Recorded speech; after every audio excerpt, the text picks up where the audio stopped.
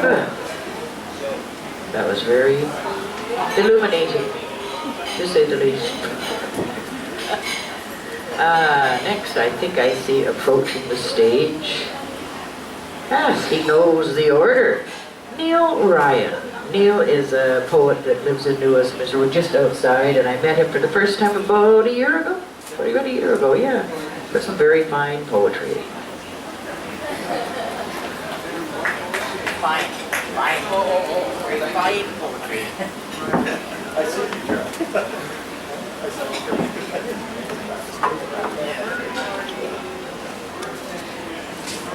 I love being able to express my emotions in poets and in poetry. Talk louder. Get Talk closer. louder, or Yeah, we got yeah. a little Houston. Yeah. Candace, as she just mentioned, invited me to read a poem, my first and only poem, a year ago last December. I've been furiously writing ever since, so when New West poetry came into existence recently, I thought I would like to write a poem dedicated to the idea of poetry. So I should have read this at the inaugural meeting, but it didn't happen, so. The poet. The voice that speaks through the poet transforms a simple wordsmith into a profound speaker of wisdom. One who puts pen to paper so that all may hear the insight and wisdom that springs forth from the offerings of the voice.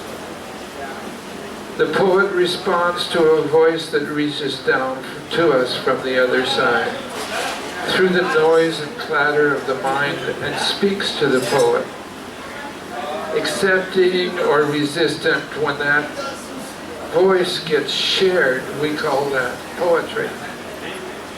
And them that gives voice to that gift, we call them poets. Words waft and weave in the air, emanating from the poet, expressed with the intent to share a recognition of our common humanity.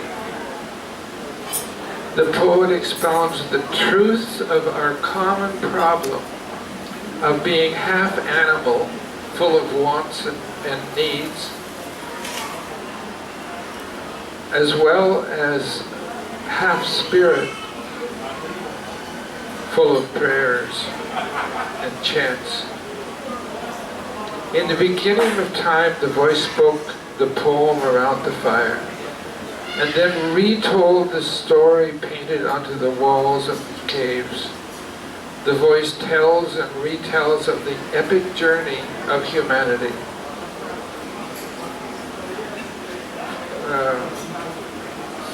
Repeated from a time centuries and centuries past.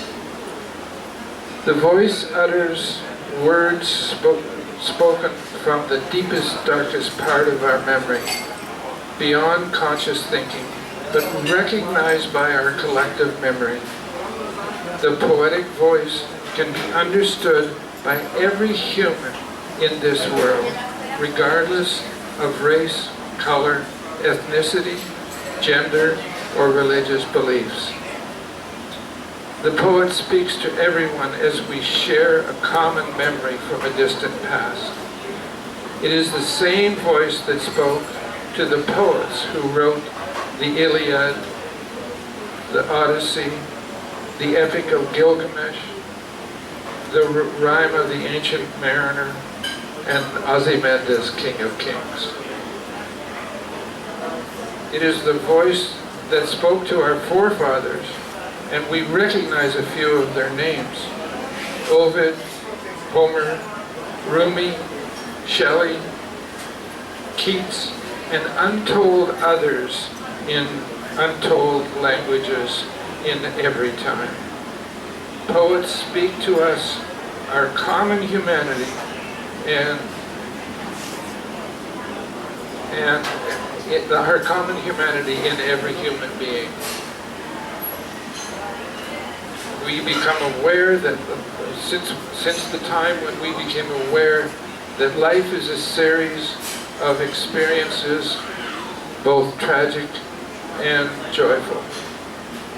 Through the range of all possible emotions, the poet shared in a million ways all of the joys and tragedies we all recognize. Poets share the story of what it is to be human, the story of life from caveman to spaceman, a tale of heartbreak and horror, joy and sorry, I was having trouble seeing past my mic here. As a tale told of heartbreak and horror, joyfulness and ecstasy, a journey that is common to